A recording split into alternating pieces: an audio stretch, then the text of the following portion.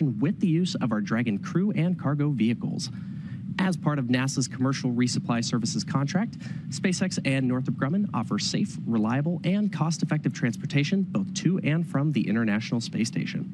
Stage 2 lock slot In is fact, started. Dragon and Cygnus are currently the only two operational U.S. cargo supply vehicles capable of supporting station activities, and Falcon 9 is the only U.S. launch vehicle in operation capable of delivering the spacecraft to low Earth orbit. And today's mission marks the second time that SpaceX is launching a CRS mission on behalf of Northrop Grumman. Now, the teams here at SpaceX are proud to provide these services, which ultimately further our goal of one day making life multiplanetary. At T-minus 16 minutes and counting, the vehicle is currently tracking to an on-time liftoff. We are watching the weather this morning, which is currently 35% favorable for liftoff. Now, if we don't launch today, we have a backup opportunity this Tuesday, August 6th at 10:18 a.m. Eastern Time. Now, as you might imagine, the crew on board the space station is preparing for their upcoming delivery. And for more on those preparations, I'll turn it over to NASA's Courtney Beasley. Courtney? Thank you, Zachary, and good morning to everyone from the International Space Station Flight Control Room here at the Johnson Space Center in Houston, Texas. It's a full house aboard the International Space Station with 9 crew members living and working at the orbital outpost. The Expedition 71 crew, who you see now, are being led by Station Commander Oleg Kononenko. But the focus of attention today on the Falcon 9 launch of the SS Francis R. Dick Scobie Cygnus cargo craft, named after the late commander of the Challenger STS-51L mission. Scobie served as pilot aboard Challenger on STS-41C in April of 1984, which retrieved, repaired, and redeployed the Solar Max science satellite. He was then the commander of the ill-fated Challenger STS-51L mission in 1986. Northrop Grumman's resupply vehicle is poised to deliver roughly 4 tons of science, experiments, and equipment to the orbital outpost. After Cygnus separates from the upper stage of Falcon 9 today, the spacecraft will conduct a series of engine firings to increase its altitude to match that of the International Space Station. That will set it up for the start of joint operations between Northrop Grumman engineers in Dulles, Virginia, and the NASA Flight Control team here in Houston. A launch today will bring Cygnus to the station in the morning hours Tuesday, where NASA astronauts Matt Dominic and Jeanette Epps will be waiting in the cupola, set to use the station's robotic arm to reach out and grapple the spacecraft. That will be installed to the Earth-facing berthing mechanism on the Unity module for a stay of about 5.5 months. But we're counting down to launch as you are, Zachary, so back to you in Hawthorne. Thanks, Courtney. Falcon 9 is a reusable 2-stage rocket designed and manufactured by SpaceX for the reliable and safe transport of people and payloads in Earth orbit and beyond. Now, this year, we've launched 73 missions to date, which is on average 1 launch every 3 days. And we're looking to launch up to 148 missions in 2024. And reusability is what makes all of that possible. So with that, let's meet Falcon 9, the first and currently the only orbital-class rocket capable of reflight. Starting at the top of the vehicle is the payload fairing, which is a protective shell that encases the payload being sent to space, which today is Cygnus. Made of a carbon composite material and having a 17-foot diameter, the space within the payload fairing is able to comfortably contain your average-sized fire truck. Now, that fairing made up of 2 halves will separate and jettison away from the vehicle, exposing the payload once Falcon 9 reaches space. Now, Cygnus rolled out to the pad on Friday morning after wrapping up the process known as encapsulation earlier this week.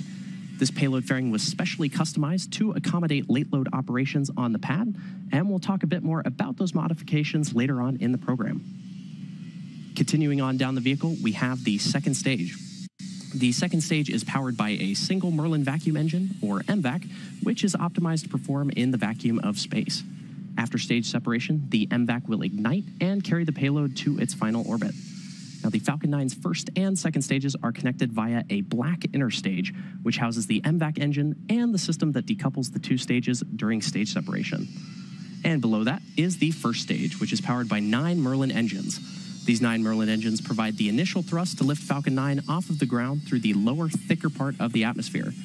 Each of these Merlin 1D engines delivers about 190,000 pounds of thrust at sea level, which gives Falcon 9 a combined 1.7 million pounds of thrust. Now, after stage separation, Stage 1, also called the booster, will return to Earth for recovery and reuse on a future mission. For today's mission, we'll be attempting to land this booster at Landing Zone 1 at Cape Canaveral Space Force Station in Florida. And this mission will mark this booster's 10th launch and landing, having previously flown AX-2, Euclid, AX-3, CRS-30, SES Astra 1P, and 4 Starlink missions. Now, weather continues to be a watch for today's launch from Space Launch Complex 40, and we'll continue providing you updates as the clock ticks closer to T0. For now, let's learn a bit more about the spacecraft delivering roughly 8,200 pounds of science and supplies to the International Space Station.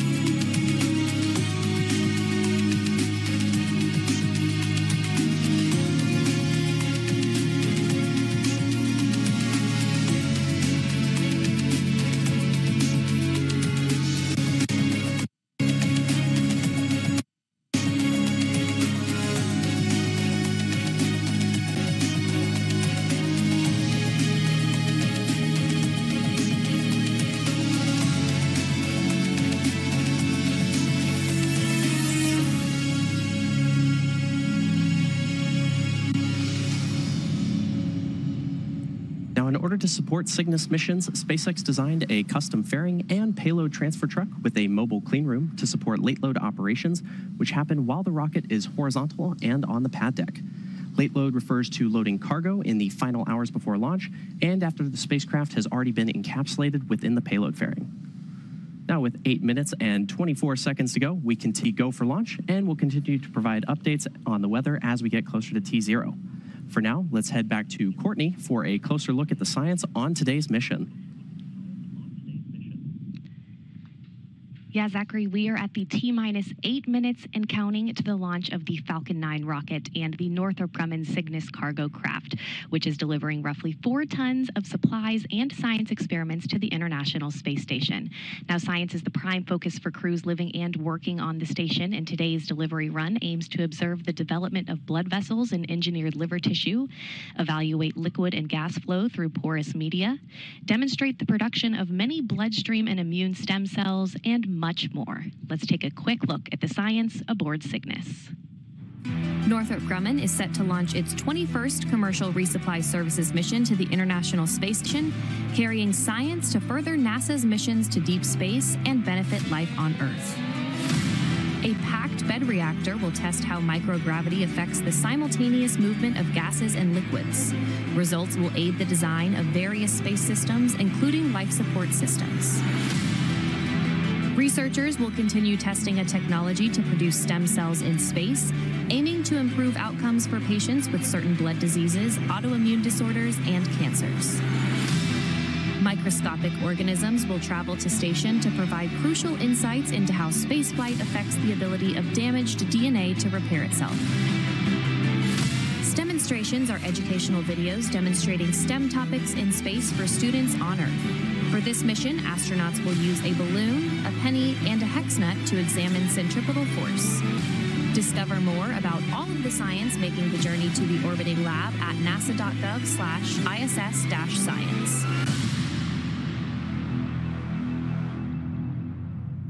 It's T-minus 6 minutes and 20 seconds, and the SpaceX team is currently working no significant issues. Now, at T-minus 38 minutes, the team concluded their go, no-go poll and gave the okay to proceed into propellant load and launch. Stage 1 RP1 load is complete.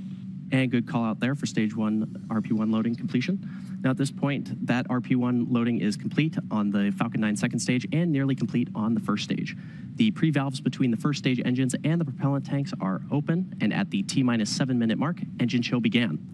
Liquid oxygen loading is underway on both stages and will complete at the T-minus 2 minutes to launch. We're also currently loading helium gas into both stages. Now, to make sure engine startup goes well, SpaceX performed what is called engine chill, where a small amount of the super chilled liquid oxygen flowed into the Merlin engine's turbo pumps, and this was done to avoid a thermal shock to the propulsion system when the full flow of super chilled liquid oxygen is introduced into the Falcon 9 plumbing. Cygnus is also undergoing final vehicle health checks at this moment as it prepares to go on internal battery power, all monitored by Northrop Grumman flight controllers in Dulles, Virginia. Coming up shortly, the transporter erector, or TE, will retract away from the Falcon vehicle. The TE is the large truss structure you see there next to the rocket. Falcon 9 tanks are pressing for strong back retract. And good call out there. First, we'll see the clamps open around the second stage, and then the TE will pull away from the rocket by a few degrees. At T0, ground hydraulic systems will pull the TE from about 2 degrees to 45 degrees away from Falcon 9 as it lifts off to provide clearance for the vehicle.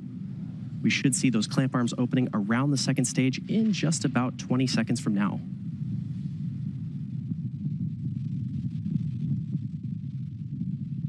Strong back lower has started.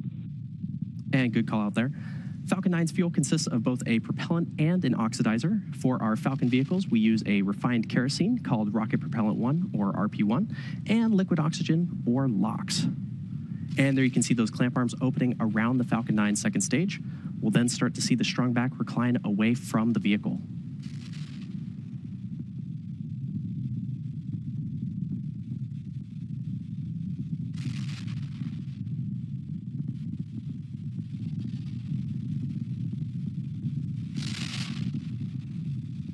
And there you can see that strong back moving away from the Falcon rocket.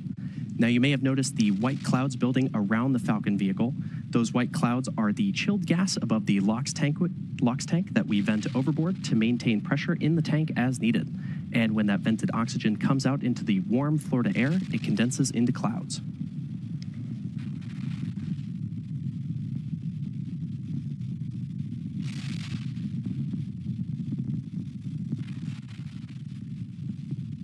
Now, as I mentioned earlier today, the booster supporting today's mission is flying for its 10th time, and a key indicator of this flight history is the soot that you might just be able to make out on the skin of the vehicle there.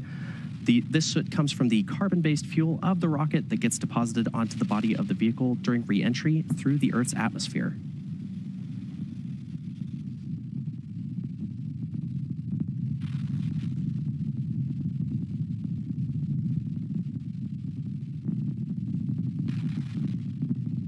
Stage 1 LOX load is complete. And good call out there that Stage 1 LOX loading is now complete on the Falcon 9 first stage.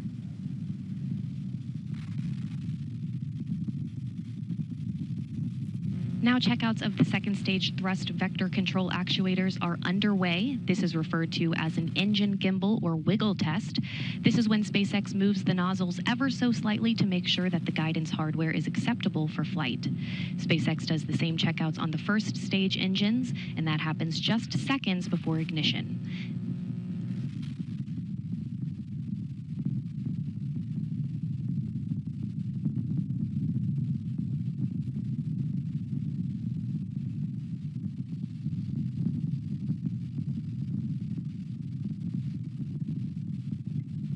Now, we should be hearing a call Stage out. 2 LOX load is complete. And there's that call out right there for Stage 2 LOX loading completion. Now, Cygnus is also performing its final health checks to make sure that all of its primary systems are ready for its rendezvous with the International Space Station.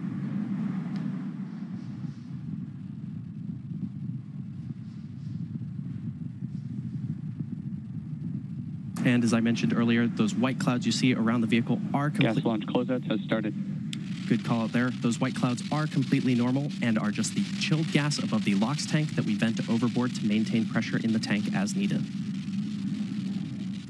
Now, coming up in about 15 seconds from now, we should hear the call out that Falcon 9 will be in startup, which will mean that the rocket's launch computers will have taken over the count.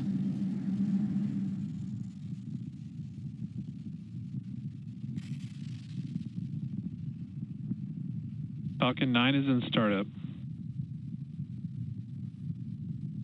And there's the call. Falcon 9 is now in startup. Cygnus is transitioning to internal power, and the Falcon 9 computers are in final pre-launch checks, instructing the rocket through the final seconds before liftoff. Both stages are now being pressurized for launch, and the range remains go for launch.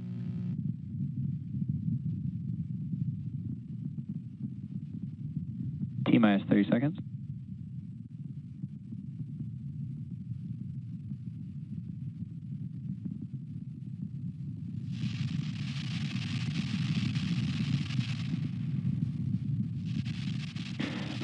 Seconds. T-minus 10, 9, 8, 7, 6, 5, 4, 3, 2, 1. Ignition. Engines full power. And liftoff of Falcon 9. Go SpaceX, go Cygnus, NG-21.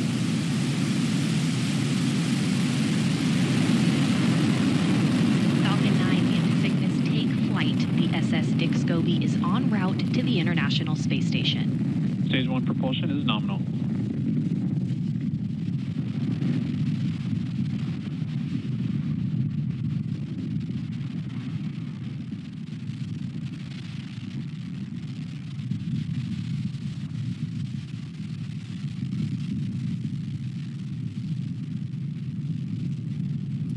As you saw, successful liftoff from Space Launch Complex 40.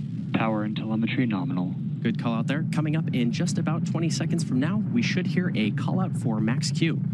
The vehicle passes through Max Q, or the point of maximum aerodynamic pressure, when the increasing speed of Falcon and the decreasing air density combine to create... Falcon 9 is supersonic. Combine to create maximum aerodynamic pressure. And good call out there.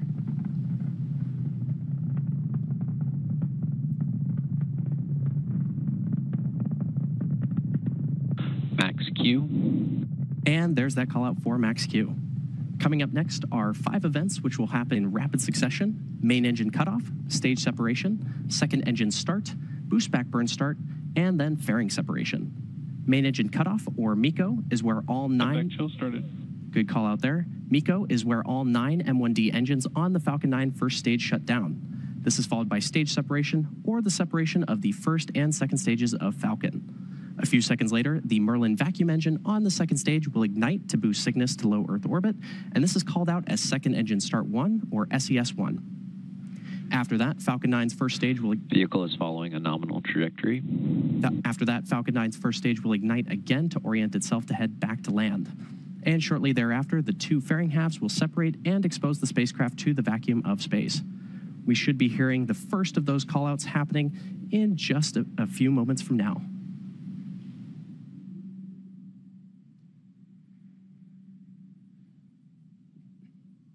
Main engine cutoff. Stage separation confirmed. And back ignition. Stage 1 boost back startup.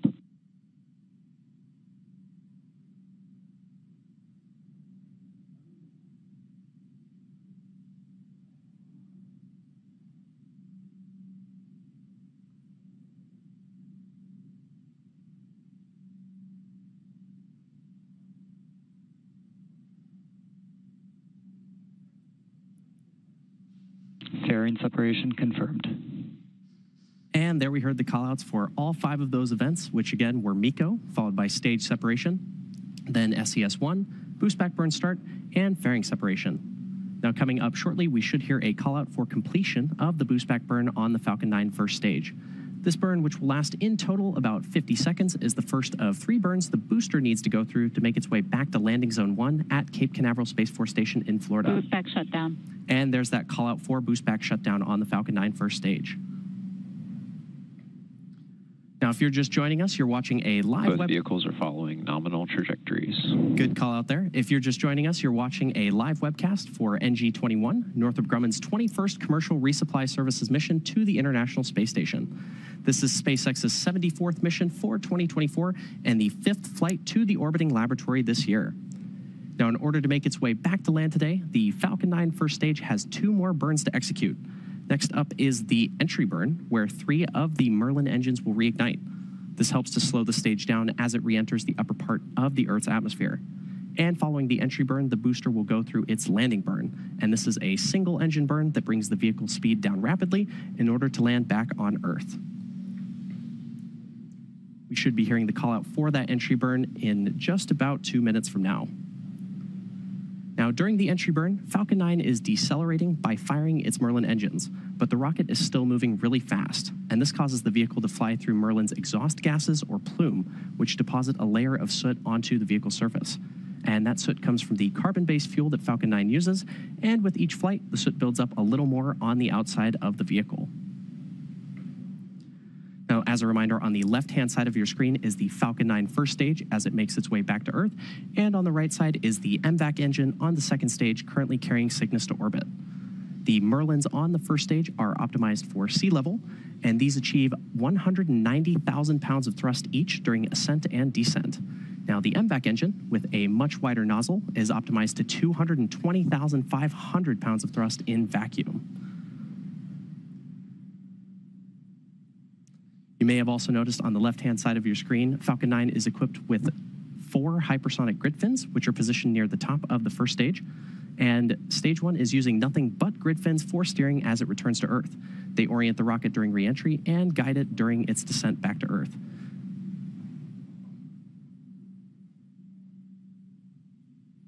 Beautiful views of the MVAC engine currently carrying the Cygnus spacecraft to orbit.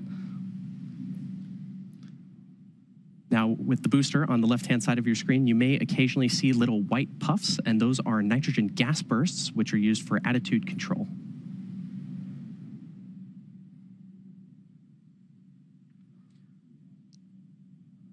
We should be hearing that call out for the entry burn of the Falcon 9 first stage in just about 10 seconds from now.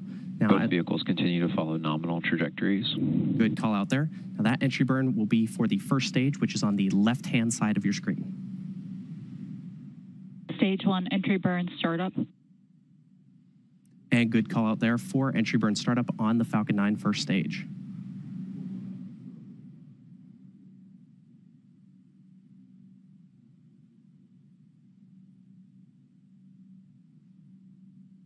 Stage 1 entry burn shutdown. And there's that call out. Stage 1 FTS has safed. And there's that call out for entry burn shutdown on the Falcon 9 first stage. Now, the first stage is also equipped with 4 landing legs made of state-of-the-art carbon fiber with aluminum honeycomb. Placed symmetrically around the base of the rocket, they deploy just prior to landing.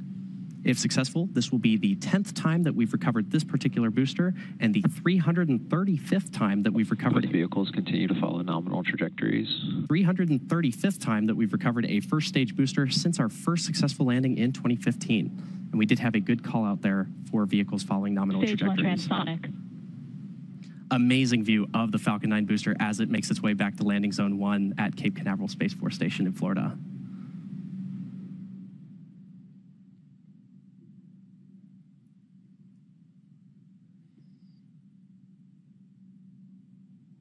Stage 1 landing burn.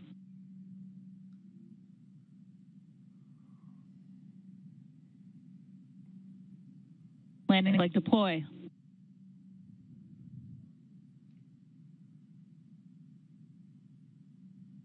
Stage 1 landing confirmed.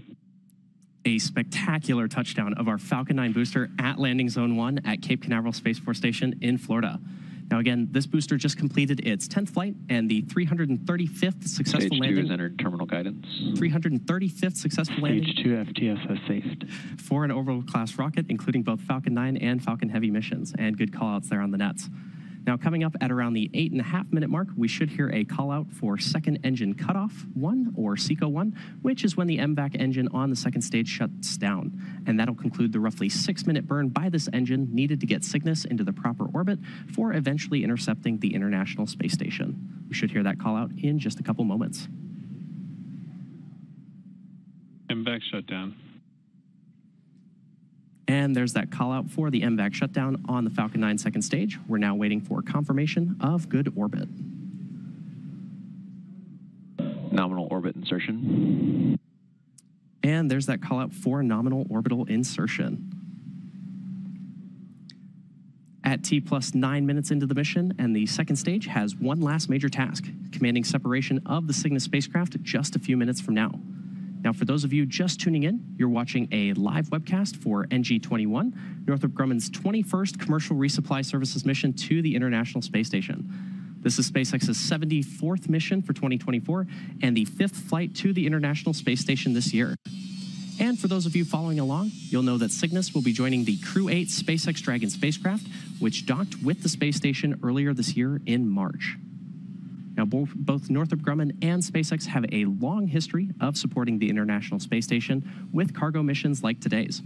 SpaceX's first commercial resupply services, or CRS mission, CRS-1, launched in 2012 and made history by restoring America's capability to deliver and return cargo to the station. The Cygnus spacecraft has been visiting the ISS since 2013, and the first Cygnus CRS mission, Orb-1, launched in 2014. Cygnus has since then delivered more than 138,000 pounds of equipment, science experiments, and supplies to sustain the ISS astronauts under NASA's commercial resupply services contracts.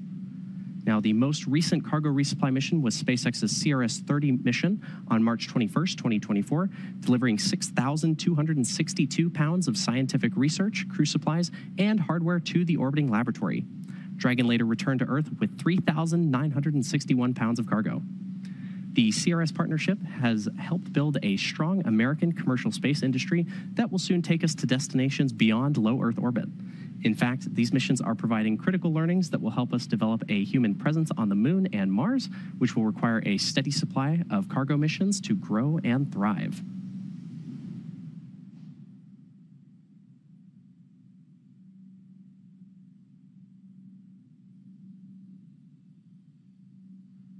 Now, Cygnus refers to the constellation that is visible in the northern night sky. It's Northrop Grumman's tradition to name each Cygnus spacecraft in honor of an individual who has made substantial contributions to human spaceflight. Northrop Grumman named the NG-21 Cygnus spacecraft in remembrance and celebration of the life of Francis R. Dick Scobie, a United States Air Force pilot and NASA astronaut, best known as the commander of the 1986 Space Shuttle Challenger mission, STS-51L. Now, shortly after launch, the vehicle experienced a fatal disaster, and he lost his life along with 6 other crew members.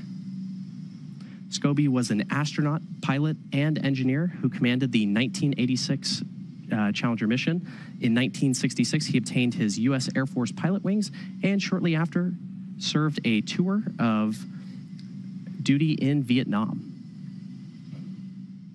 When he returned, he was selected to attend the U.S. Air Force Aerospace Research Pilot School at Edwards Air Force Base in California. And over the next several years, he served as a test pilot, logging more than 6,500 hours of flying time in 45 different types of aircraft. In 1978, Scobie was selected into NASA's astronaut candidate class, completing training in August of 1979. Now, in addition to his astronaut role, Scobie was an instructor pilot on the NASA Boeing 747 shuttle carrier airplane. In 1984, he was selected to fly as pilot of the STS-41C mission, during which Scobie logged 168 hours in space. And then in 1986, served as commander of the Challenger spacecraft. Scobie was posthumously awarded the Congressional Space Medal of Honor in 2004 by President George W. Bush for meritorious and dedicated service to the nation and his pioneering contributions to human spaceflight. Commander Scobie is memorialized all over the country, including at an exhibit at the National Medal of Honor Heritage Center and at Arlington National Cemetery, where the 7 Challenger crew members are honored for their incredible courage.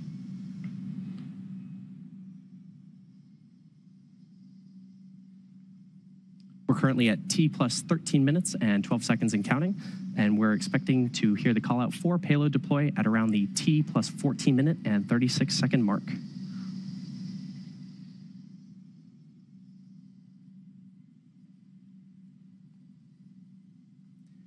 As a reminder, this is SpaceX's 5th mission headed to the International Space Station so far this year, following Crew 8, CRS-30, NG-20, and AX-3.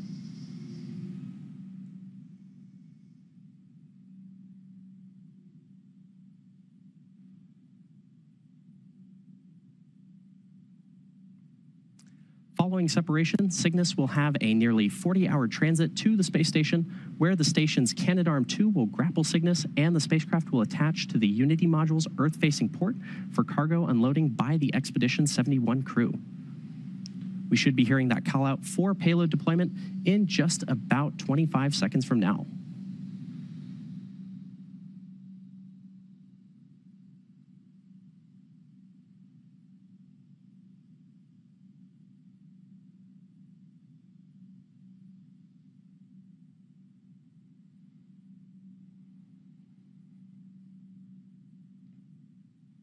Should be hearing that call out any moment for payload deployment of the Cygnus spacecraft.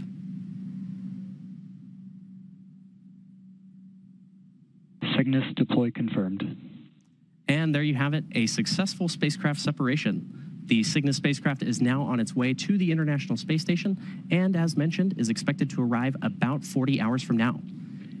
And with successful separation, that's going to do it for me here in Hawthorne. Be sure to check SpaceX.com/launches for a schedule of our upcoming missions. In the meantime, Courtney, what's next for Cygnus? Thanks, Zachary, and welcome back into the International Space Station Flight Control Room here at the Johnson Space Center. Next up will be the deployment of Cygnus's solar arrays, scheduled to begin at about 2.5 hours after launch, and it should take about 48 minutes to be completed. Once those arrays are deployed, we will provide an update on the station blog with the latest news. But joining me now on the phone is Bill Spetch, the Operations Integration Manager for the International Space Station program. Bill, thanks for joining us, and how significant was today's launch as partners collaborated to send Cygnus on its way to the station? I will tell you, today's launch is very significant, as all of our missions to the ISS are. Each mission delivers critical resupply items to the vehicle, food, water, critical spares, but most significantly, it delivers the hardware and samples to conduct the groundbreaking science that is only possible on the ISS. It is amazing as I reflect back on the previous 20 Cygnus vehicle launches to see just how much capability has been added to the vehicle to support the ISS mission. I had the privilege to be at the first commercial resupply services launch for Cygnus to ISS, and it is awesome seeing where we are today with this launch. I'm really excited that the weather cooperated with us to get this mission underway. Bill, we're glad the weather cooperated too. If you would please outline for us the upcoming activities for the crew on board the station as they prepare for Cygnus's arrival early Tuesday.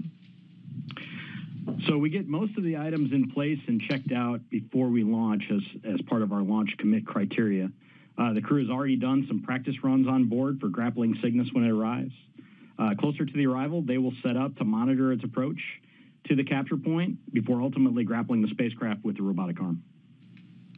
And Bill, anytime a visiting vehicle arrives at the station, there's a choreography to unload the spacecraft. How complex is that process, and what factors contribute to it?